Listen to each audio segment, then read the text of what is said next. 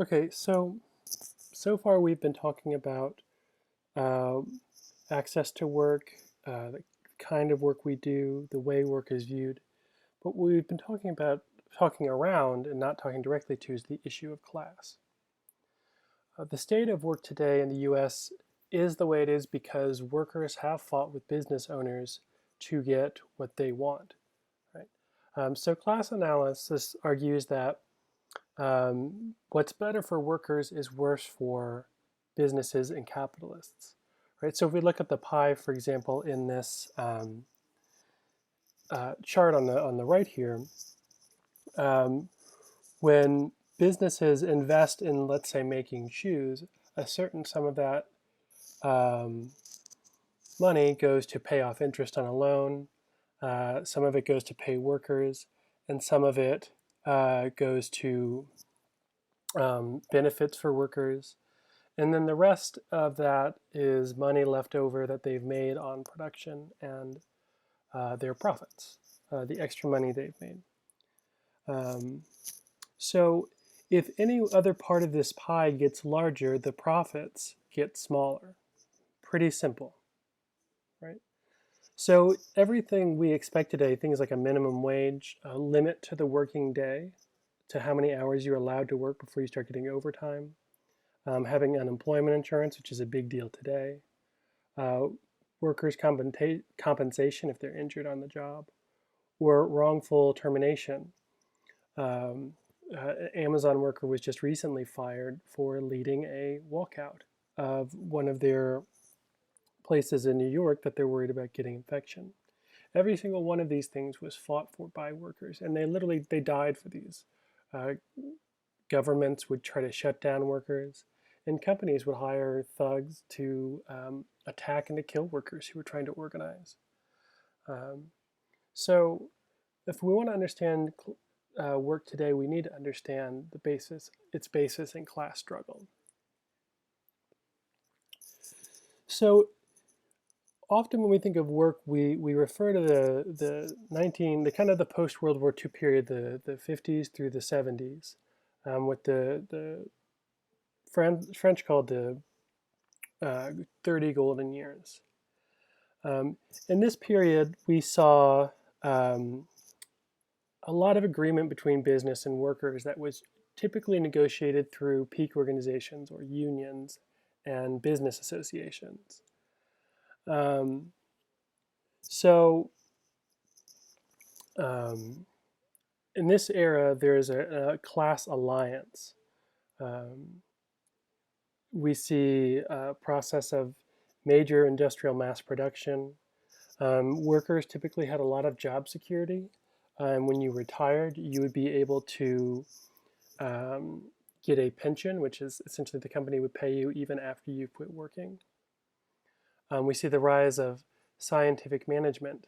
So this is the condition in which companies try to manage workers down to the second. We'll talk about scientific management and Taylorism in a moment. Um, since that time, however, really since the 1970s with globalization, work has changed dramatically. We see deindustrialization and service employment. Service employment is much more prominent today. Um, and again, this is two-tiered as we talked about in a previous video, meaning there are high-level services, but there are also lower-level services that don't pay very well and can be very precarious, which we'll get there. Um, we've gone from a scientific management towards total quality management. So this is a model imported from Japan that tries to get worker buy-in with company goals. We see the decline of unions and basically the growth of class warfare. Um, Workers' rights and safeties and protections everywhere have been eroded. And we've gone from a situation in which you could look forward to working for a company for most of your life to uncertainty and change. Let's look at some of these in a little bit more depth. One issue that came along with a modern factory that continues today is called scientific management or Taylorism. Now we see also total quality management we'll talk about a little bit later. Um, But scientific management means that companies now today, they'll hire firms to actually analyze down to the second how productive you are. This is pretty obvious on the production line, how quickly you turn out a shirt or turn out a pencil. Um, but companies would do things like measure how long people went to breaks, how far apart workstations had to be to maximize efficiency. All of these designed to make the worker the most efficient and productive. It's called Taylorism because that was one of the scientists who pioneered it, a social scientist no less.